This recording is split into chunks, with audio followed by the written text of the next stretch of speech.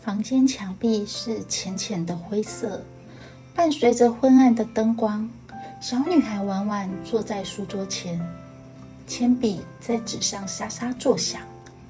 她才11岁，却已经学会如何静静地流下眼泪。每天放学，她都会关上房门，拿出那本旧旧的笔记本，封面上印着一行字，写下你想说的话，让世界听见。可是这世界从来没有听见过她的声音。被忽略的角落。家里总是很忙，爸爸工作到深夜，回家后只看手机。妈妈忙着处理家务，很少看他一眼。姐姐脾气大，动不动就大喊大叫，哥哥则冷漠得像面墙，而妹妹是家中的小太阳，占据着家人的注意。婉婉在餐桌的角落吃饭，听着大家说话，她想开口，但总有人打断。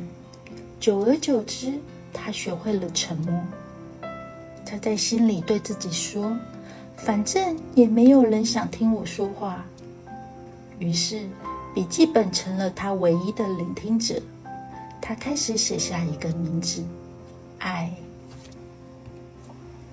纸上的朋友。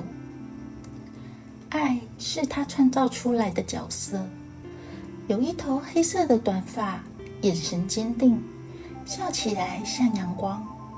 往往让爱住在一个想象的世界里，那里没有争吵，也没有人会骂他笨。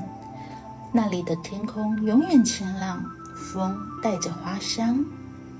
每天晚上，往往都会写下爱的一天。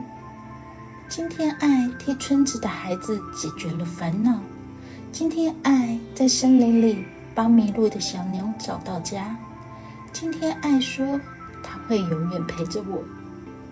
写着写着，他觉得自己似乎不那么孤单。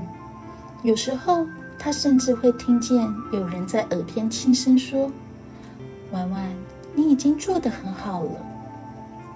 他以为那只是幻觉，直到那个夜晚。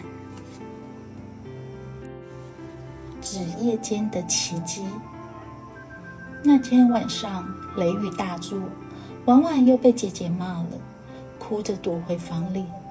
她拿起笔记本，颤抖地写下：爱，如果你真的存在，出来陪我好吗？笔尖一抖，墨水盛开，像是一朵盛开的黑色花。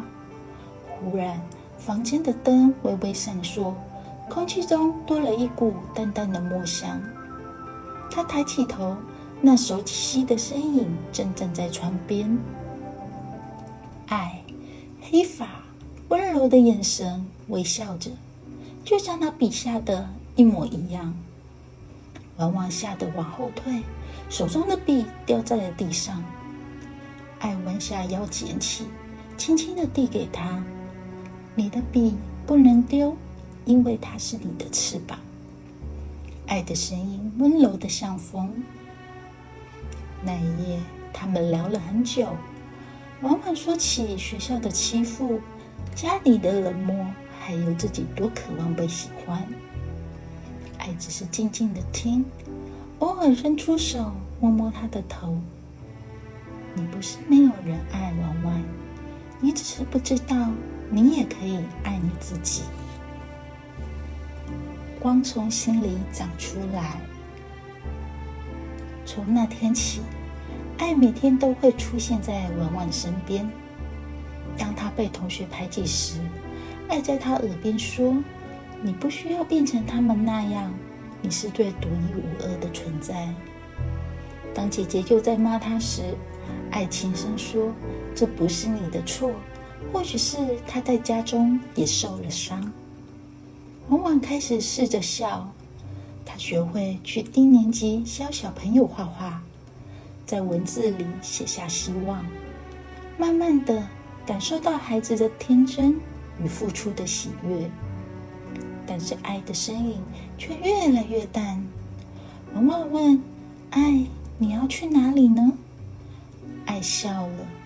我要回去你的心里啊，因为你不再需要我听你说话了。他的身体幻化成墨色光点，随着风消散，只在笔记本上留下一句新的文字：因为你已经成为了我。他成为光的样子。几年后，婉婉长大了，她仍旧写作，但这次不是为了逃避。